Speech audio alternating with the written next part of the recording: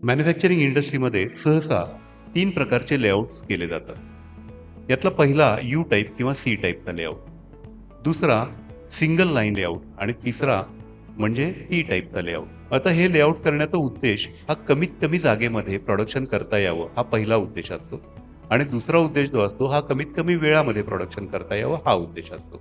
You टाईपच्या लेआउटमध्ये सहसा नंबर ऑफ ऑपरेशन जी असतात ती अधिक असतात. लाईन टाईपचं जर का लेआउट असेल तर त्याच्यामध्ये नंबर ऑफ ऑपरेशन जी असतात ती कमी असतात, म्हणजे 2 आहेत, 3 आहेत, 4 आहेत या लेवलची असतात.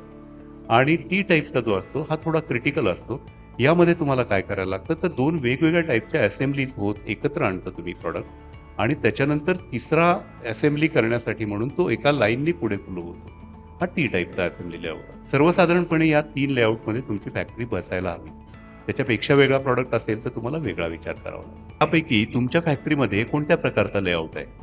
कमेंट बॉक्समध्ये मला जरूर कमेंट करून कळवा. या व्यतिरिक्त प्रोडक्शनमध्ये दुसऱ्या कुठल्या अडचणी येत आहेत का ते देखील जरूर कळवा.